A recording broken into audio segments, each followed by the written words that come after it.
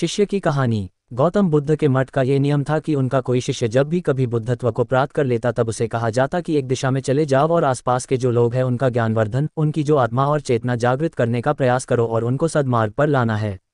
उनका एक शिष्य था जो 6 साल से मठ में रह रहा था और तपस्या कर रहा था। एक दिन वह परेशान हुआ और सोचने लगा कि मेरे गुरुदेव ने मुझे आदेश क्यों नहीं दिया। इसी बात पर नाराज होकर वह गौतम बुद्ध के पास गया और कहने लगा कि मेरी तपस्या में ऐसी क्या कमी रह गई, क्या मैंने ज्ञान अर्जित नहीं किया और अब तक आपने मुझे आदेश नहीं दिया कि जाकर किसी दूसरे जगह पर अपना ज्ञान बांटो, और क्या मैंने बुद्धत्व प्राप्त नहीं किया है। तभी गौतम बुद्ध ने शिष्य से कहा, सुनो, तुम्हें थोड़ा और समय लगेगा, यही समय बिताऊं। ये बात सुनकर वह शिष्य चीड़ गया और कहने लग गया कि गुरुदेव, आपके ज्ञान में कमी रह गई और आप मुझे ज्ञान नहीं दे पाए।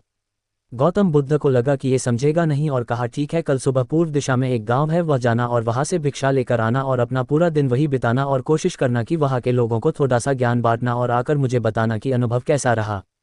वह शिष्य बड़ा खुश हुआ और उसको लगा कि अब तो बात बन गई, अब मुझे आदेश मिल गया, और वह दूसरे दिन सुबह पूर्व दिशा की उस गाँव में चला गया और शाम में जब वापस आया तो हाथ में पट्टी बंधी थी और हाथ पैरों पर चोट निशान थे।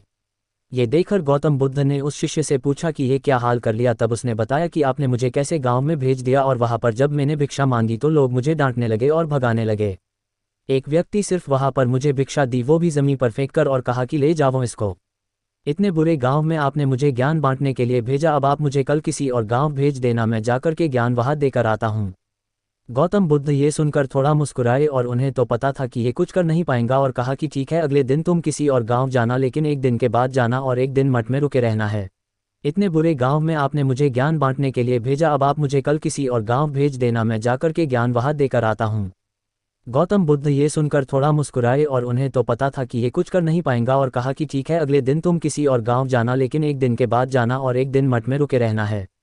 अब की बार गौतम बुद्ध ने अपने दूसरे शिष्य को उस गांव में भेजा जहां आपने उस शिष्य को भेजा था, और शाम में जब वह शिष्य वापस लौटा था तो उसकी भी हालत वही थी और हाथ पैरों में चोट लगी और पट्टी बंधी हुई थी।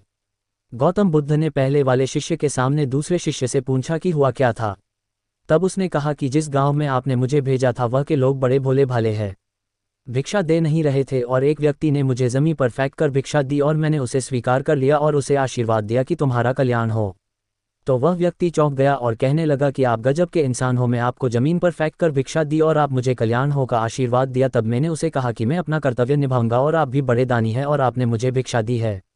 उसके बाद में जब वह से निकल रहा तब मैंने देखा कि एक बच्चा बीमार था और मैं जंगल में गया तब वहां से जड़ी बूटी लाने, और जब मैं लौट रहा था तब कुछ लोगों ने मुझे पकड़ लिया और पूछने लगे कि यह जड़ी बूटी कहाँ लेकर जा रहे हूँ। तब मैंने उनसे निवेदन किया कि मुझे छोड़ दो, एक बीमार छोटे बच्चे की मदद करनी है, और तब उन्होंने मुझे छोड़ दिया। जब मैं गांव में वापस आकर उस बच्चे की मलहम पट्टी कर रहा था तो तभी गांव वाले मुझ पर हमला करने लगे। तब उस दानी व्यक्ति ने जिसने मुझे जमीन पर फेंक कर भिक्षा दी थी उसने गांव वालों को रोका और कहा कि यह ठीक व्यक्ति है और इसे अपना काम करने दो। जब मैंने जड़ी बूटी लगाई तो बच्चा ठीक हो गया और सब मेरे लिए तालियां बजाने लगे।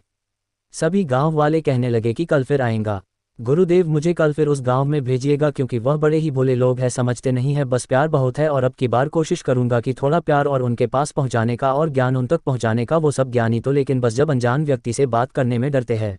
वो जो पहला शिष्य था जो एक दिन पहले उसे गांव में गया था वह सुन रहा था और समझ रहा था और गौतम बुद्ध की चरणों में गिरकर बोला कि गुरुदेव, कमी तो मुझ में ही थी, आपने ज्ञान तो बहुत सारा दिया लेकिन मैं उसे आचरण में नहीं ढाल पाया और मैं अहंकार को ऊपर रखा और उसी गांव के लोगों को पहचान नहीं पाया और मार खाकर चला आया। और मार तो इन्होंने भी खाई लेकिन इनका अहंकार मिट चुका है और ये समझ चुके हैं कि वह लोग भोले भाले हैं और हमें उनसे अलग तरीकों से व्यवहार करना होगा और ज्ञान को आचरण में ढालकर उन लोगों तक पहुँचाना होगा। सीख, अच्छा इंसान बनने पर ध्यान दीजिए, अच्छा समय अपने आप चला आएगा।